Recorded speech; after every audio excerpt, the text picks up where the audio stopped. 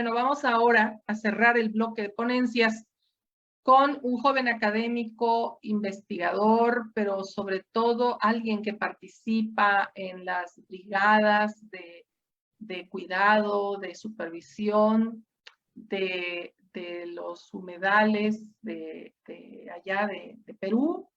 Alguien que está súper comprometido con la naturaleza y que también a raíz de esa tragedia ecológica por el derrame de petróleo que se vivió hace unos meses en Perú, pues ha estado participando de una manera muy activa, muy comprometida con la limpieza de esas playas. Me refiero a César Gamarra Dulanto. ¿Cómo estás, César?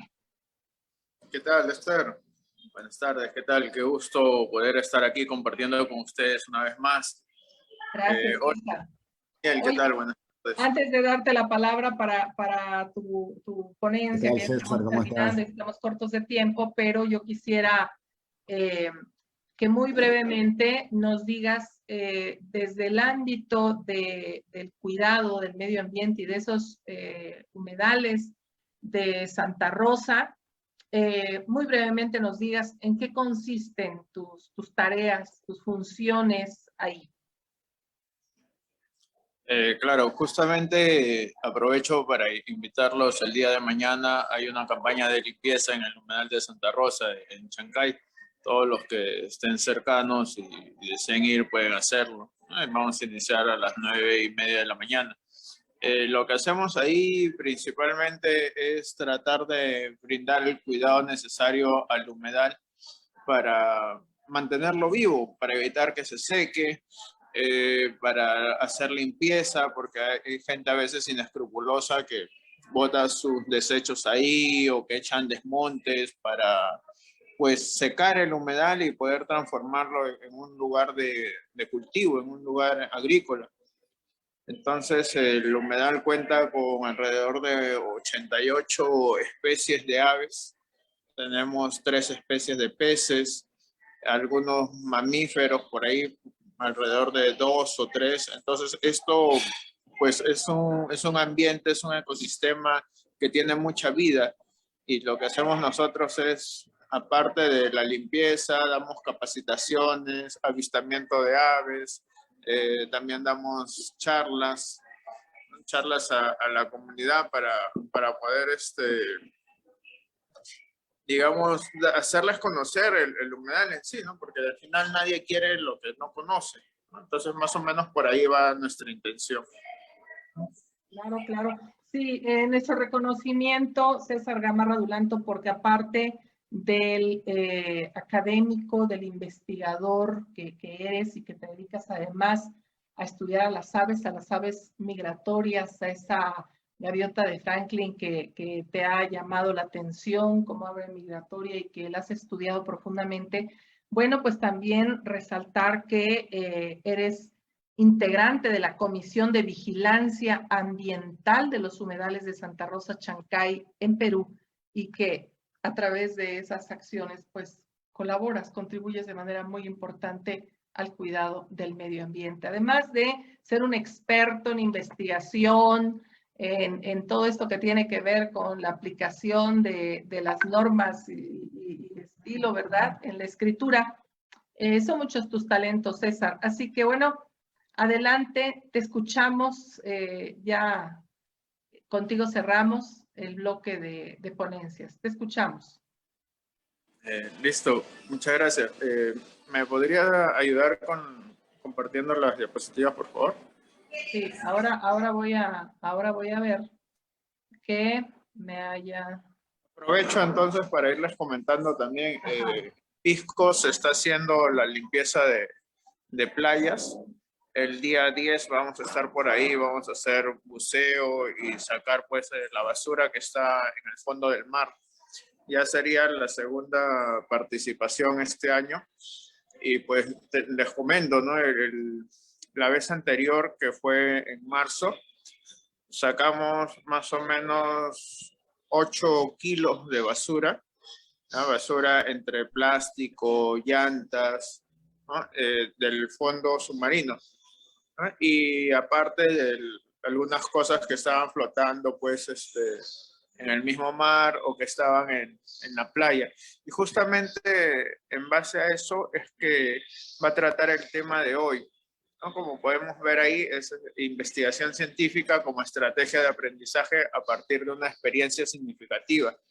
Entonces, es importante que los estudiantes, los jóvenes, los adultos también, puedan realizar investigación científica, porque en realidad la investigación es lo que va a permitir generar soluciones a corto y mediano plazo en diferentes cuestiones, sobre todo en las cuestiones ambientales. Aquí, esta oportunidad, justamente como vemos ahí, hablamos de una sola tierra, ¿no? Que es el lema del Día del Medio Ambiente, que es el día de mañana, ¿no? Hablamos también de la tierra como la casa común. Entonces, ¿qué beneficio le estamos dando? ¿Cómo la estamos cuidando? Siempre terminaba las ponencias diciendo esta frase, pero ahora voy a empezar la ponencia con esta frase.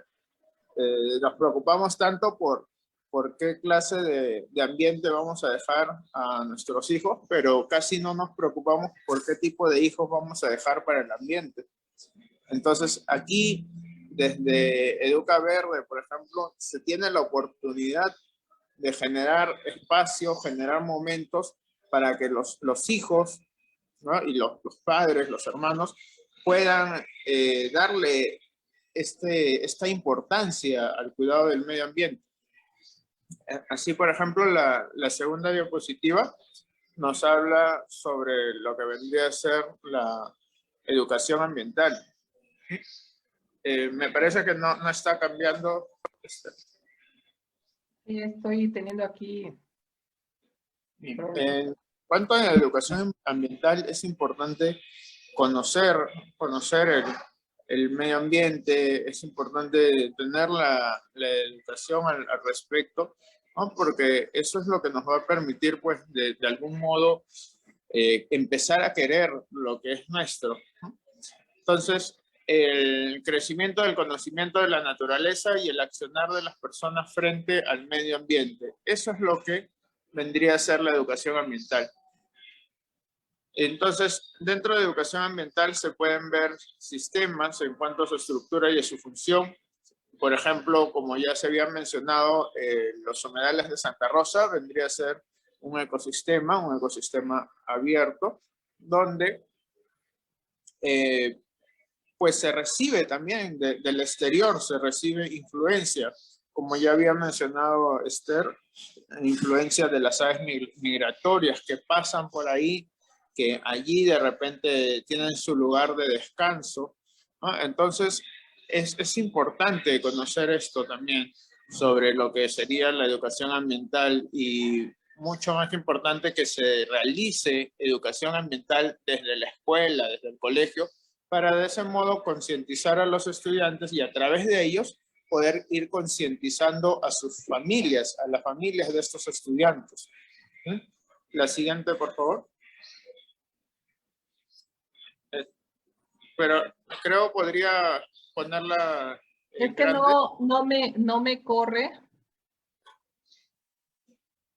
En la parte inferior. Sí, lo que pasa es que es un problemita de la versión que tengo yo de Windows. Compartir pantalla completa. Sí, ahí lo estoy compartiendo completa. Sí, ahora sí, excelente. Pero luego no cambia. Bien. Esto es un poco de lo que sería la educación en mi país.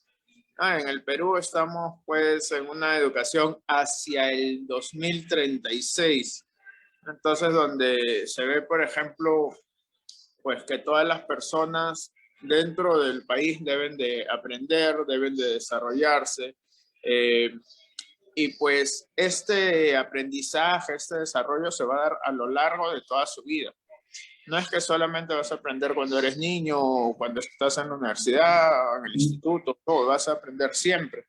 Incluso ahorita nosotros estamos aprendiendo en este tan importante foro internacional, donde nos estamos enriqueciendo de tantos conocimientos, de tantas personas, tantos profesionales que vienen de de diferentes partes del mundo. Entonces siempre estamos aprendiendo. Ahora, este aprendizaje también va a estar vinculado con la parte del bienestar socioemocional, va a estar vinculado con la inclusión, la equidad, con la vida ciudadana y con la productividad, la prosperidad, la investigación y la sostenibilidad. Y justamente ahí es hacia donde va la ponencia del día de hoy, hacia la investigación y la sostenibilidad.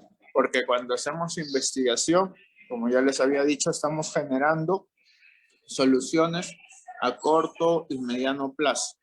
¿Bien? Entonces, la siguiente, por favor. Esto va a estar vinculado ahí está el problema, que no corre un sistema. Y bueno, esto estaría vinculado también a los objetivos de desarrollo sostenible, ¿no? Entonces, en este caso, tenemos uno de los objetivos, que es el cuidado de la vida submarina, el cuidado de los océanos, el cuidado de la vida en el mar, ¿no? Y justamente ahí estamos apuntando en esta parte, ¿no? Donde tenemos... Sí, la siguiente sería. Tenemos al estudiante que vive en un entorno, tiene sus propias ideas, tiene sus creencias y también se relaciona con el medio ambiente, ¿no? Y a partir de sus ideas, sus creencias, va a tomar decisiones y va a realizar acciones en cuanto a lo que vendría a ser la influencia de la educación, la cultura, la sociedad, los libros, la televisión y las redes sociales. En este caso, estamos haciendo de repente un uso adecuado de las redes sociales con este tipo de foros, pero sabemos también que en la televisión a veces hay muchos programas que, en vez de nutrir la mente de las personas, las embrutecen, ¿no? O las llenan de cosas inadecuadas que no van a permitir su desarrollo cognitivo, ni mucho menos su desarrollo emocional. ¿Bien? Entonces, continuamos y vemos que para realizar la investigación, nosotros tenemos que tener primero una idea inicial, ¿no? Entonces voy a pensar en algo, voy a pensar, tener una idea, luego me va a interesar esto que voy a pensar y luego lo voy a investigar, ¿no? Entonces tenemos que partir de repente de una situación significativa. ¿Por qué? Porque para los estudiantes de pregrado a veces es un poco difícil iniciar una investigación, porque no tienen el tema en la mente. No es que hoy día se despertaron y decidieron realizar la investigación así por así. Entonces, hay que enseñarles también a cómo realizar la investigación. ¿De dónde van a partir? Van a partir de una situación significativa, de algo que sea importante para ellos. Entonces, en la siguiente diapositiva podemos darnos cuenta de que en este caso lo que está siendo importante para ellos son los problemas relacionados al cuidado del medio ambiente. ¿Por qué? Porque han visto que hay una inadecuada segregación en la fuente. Entonces, desde nuestras casas no ordenamos la basura. Entonces, toda la basura, todos nuestros desechos sólidos, nuestros desechos orgánicos, inorgánicos, van a un mismo contenedor y todos son llevados o a un botadero o a un relleno sanitario. Entonces, eso no permite una adecuada segregación de los desechos, un adecuado control o manejo de desechos sólidos. No lo permite. Entonces, ¿qué podemos hacer a partir de ello? Ya cada uno de ustedes estará haciendo diversas ideas de qué podríamos hacer si desde nuestros propios hogares empezáramos a dividir la basura, a tener por un lado papeles, por otro lado vidrio, por otro lado orgánicos, en otro lado los plásticos. ¿Y qué podríamos hacer luego con ellos? Entonces, otra situación significativa, como ustedes pueden ver ahí el dibujito, ven una bolsa de plástico y dentro hay una ballena, ¿verdad? Entonces, qué impactante esa imagen, ¿no? Porque es una imagen muy reflexiva y en la parte inferior está el triangulito de reciclaje. Entonces, ¿cómo este dibujo de un estudiante de 15 años te lleva a la reflexión de que el plástico estaría generando una dificultad en las especies marinas, ¿correcto? Entonces, hablamos de islas de plástico, hablamos de que las familias botan aproximadamente 250 kilos de plástico al año, según un análisis de Oceana. Hablamos del plástico como fragmentos de plástico, como pedazos de plástico, hablamos del plástico como microplástico, o sea, un plástico a nivel microscópico que puede ser consumido por los peces tal igual como ellos consumen el plancton o el fitoplancton, y que puede formar parte luego del pez que nosotros nos vamos a comer. Entonces, nosotros también estaríamos comiendo a la vez ese mismo microplástico que ha sido consumido por el pez, ya que sabemos que ese microplástico no va a ser digerido y puede quedarse de repente dentro del cuerpo de estos animales. Bien, damos un clic más, por favor. Y ahí tenemos... seguimos con la reflexión, ¿no? Entonces, hablamos de isla de plástico, hablamos de animales marinos afectados y dentro de ello tenemos también, por ejemplo, las tortugas, ¿no? Las tortugas comen medusas. Entonces, si es posible de repente ver el video, las tortugas comen medusas y si nosotros pensamos en una bolsa de plástico en el mar, la bolsa de plástico pues va a tener la forma de la medusa. Entonces, finalmente, la tortuga se estaría comiendo las bolsas de plástico pensando que son medusas. Y cuando esto sucede, estaría pues asfixiándose, ¿no? Y al final se va a morir. Entonces, aquí viene ya el problema en sí. El problema sería que la tortuga... No corre el video, le estoy picando aquí en play y no corre el video.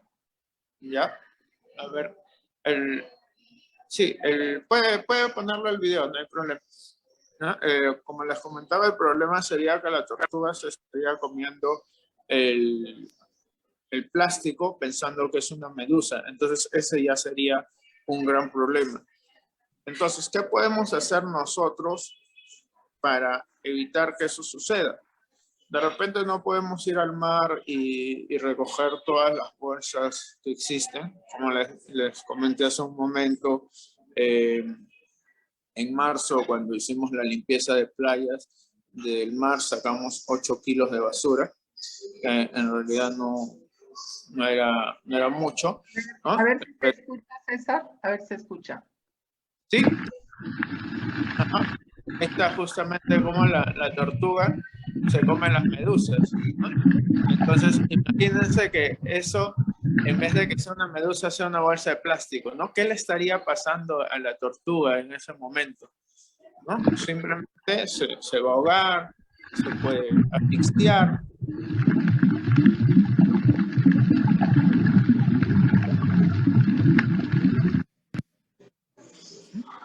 Entonces, frente a esa situación, ¿qué es lo que podemos realizar nosotros? Desde nuestra posición de estudiantes, desde nuestra posición de ciudadanos, desde nuestra posición de padres de familia, ¿qué es lo que podemos realizar?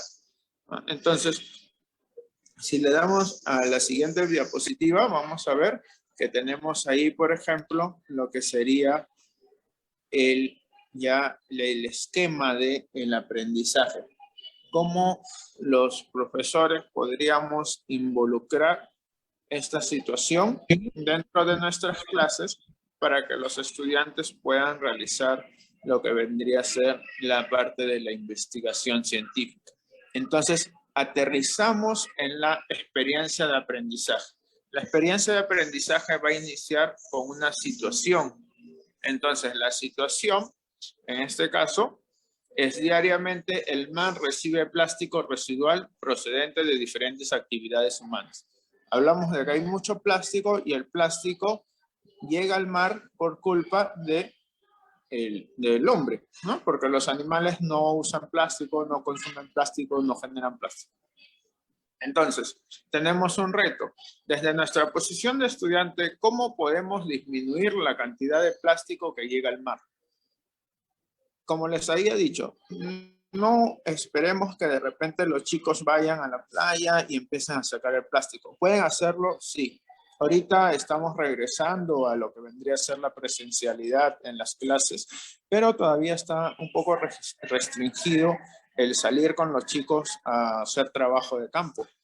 Entonces, de repente, en algunos países podrían hacerlo, en otros países tal vez no. Entonces, de repente no podemos ir y recoger el plástico de la playa. Pero ¿qué cosas sí podemos hacer? Podríamos evitar que llegue más plástico a la basura. Entonces, ahí hablamos de reciclaje, hablamos de reutilizar, hablamos también de rechazar, ¿no? Rechazamos las bolsas de plástico y empezamos a utilizar bolsas de tela, por ejemplo.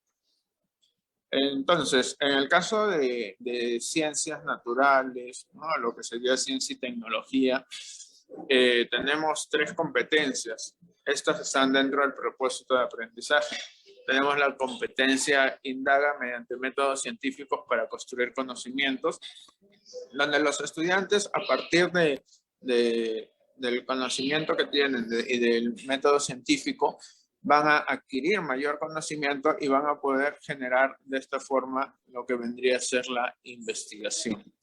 Tenemos otra competencia que sería explica el mundo físico, donde va justamente a hacer ello, ¿no? A explicar, a empezar a observar, a decir qué cosa se encuentra en ese mundo, ¿no? Y así empezar a conocerlo un poquito más. Y tenemos la tercera competencia, diseña y construye soluciones tecnológicas.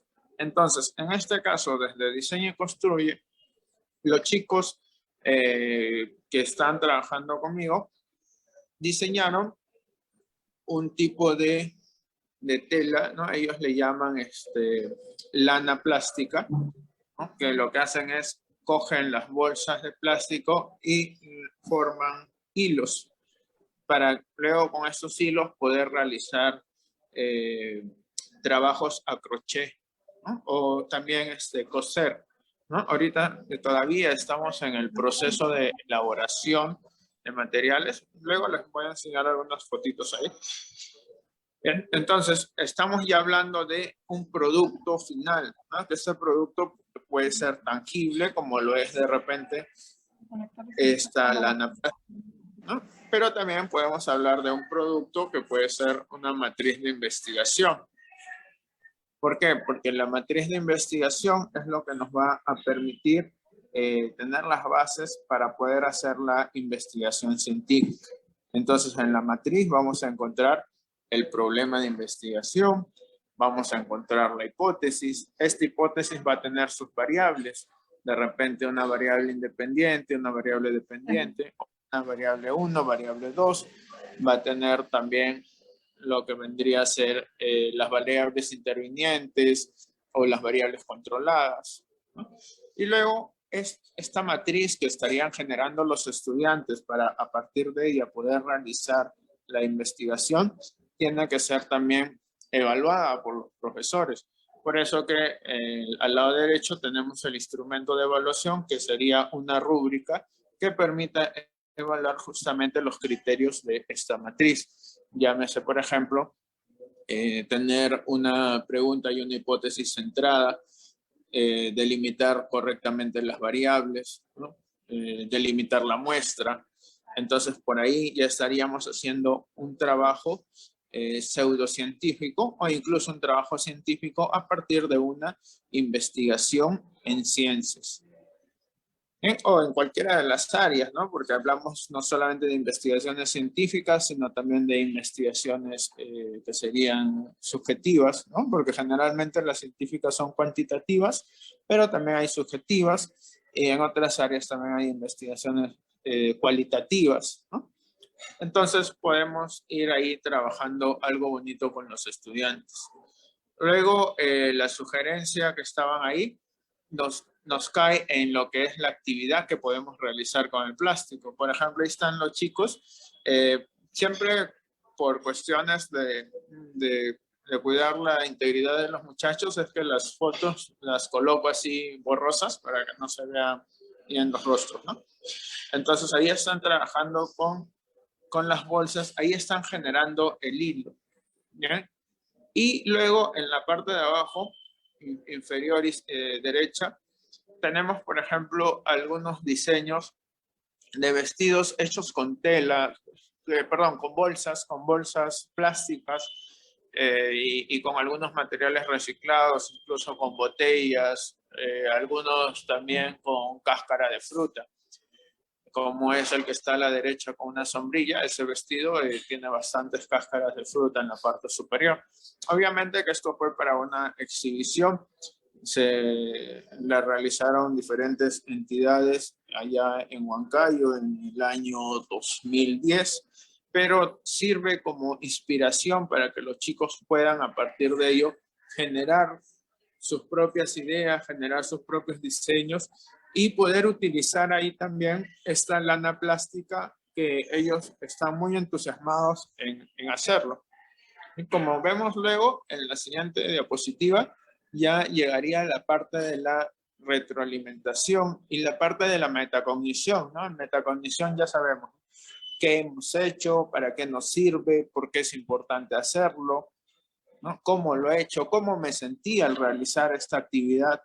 Entonces, al final es recoger el sentir, recoger el sentir de los estudiantes para de este modo poder tener también una base para a futuro poder realizar situaciones similares o mejoradas incluso. Y dentro de lo que vendría a ser la retroalimentación, se propone la escala de Wilson, donde en la retroalimentación hacemos preguntas para que los estudiantes puedan identificar cuáles han sido sus puntos débiles y cuáles serían sus propuestas de mejora. Entonces, no es la idea llegar y decirle al estudiante, tú has hecho esto mal, hazlo de este modo, cambia esto para que esté mejor. La idea aquí es, mediante preguntas reflexivas, poder hacer que el estudiante se dé cuenta de lo que debe de realizar y pues empiece a encaminarse autónomamente, ¿no? Tenemos, por ejemplo, en la parte inferior, vamos a ir desde abajo hacia arriba, clarificar, ¿no? Hacer preguntas de información para clarificar las ideas de los estudiantes sobre sus evidencias. Preguntarles si sus evidencias son las correctas, son las adecuadas, si sus evidencias representan lo que quieren dar a conocer en su investigación. Tenemos luego valorar. Hay que siempre hacer énfasis en los puntos positivos, en las fortalezas, ¿sí? Decirles a los chicos, esto que has hecho aquí, lo has hecho bien. Antes de decirle lo que ha hecho mal o donde ha tenido algún error, hay que resaltar las fortalezas que ha tenido en su trabajo. Luego hay que expresar inquietudes. Cuando hablamos de inquietudes, ahí vamos a tratar las debilidades. No le vamos a decir de repente, vamos a suponer que dibujó una tortuga de color una tortuga de color fucsia, ¿no? Y le decimos, no, la tortuga no es fucsia. No, hay que decirle, ¿crees tú que el color fucsia sea el adecuado para esta tortuga? ¿No? De repente ahí ya va a ir reflexionando y puede darnos una respuesta por qué lo pintó de ese color, ¿no? Y luego darse cuenta si es adecuado o no es adecuado haber utilizado ese color. Entonces se expresa como inquietudes o como preocupaciones. Y finalmente se hacen las sugerencias. Se ofrece una sugerencia para resolver los problemas que de repente han quedado en duda todavía, ¿no? Porque se supone que la retroalimentación va a permitir despejar las dudas del estudiante, ¿no? Y para eso la acción del profesor para poder guiarlo al estudiante en este proceso. ¿Sí? Esto de aquí ha sido sacado del Minedo, que vendría a ser el Ministerio de Educación aquí en mi país. Y pues en la siguiente diapositiva podemos ver ya la bibliografía que se ha utilizado para para estas diapositivas que les he podido presentar el día de hoy. y pues espero, ¿no?, que el mensaje haya podido llegar a ustedes, que es justamente poder lograr en los estudiantes esta fascinación por la investigación en cualquiera de las áreas, en humanidades, en ciencias, pero que los chicos investiguen, porque eso es lo que les va a permitir finalmente poder mejorar, poder dar ese salto hacia lo que vendría a ser una persona diferente, ¿no? Una persona que piensa más en su entorno, que piensa más en la naturaleza, que busca soluciones hacia los diferentes problemas que puedan existir en su entorno, ¿sí? Y bueno, señorita Tei, yo creo que con eso ya tenemos, ¿no? Si hay alguna pregunta, algo, yo estaré presto a Que responder. que abrieras tu cámara, amigo, nada más. Sí, sí. Aquí estoy.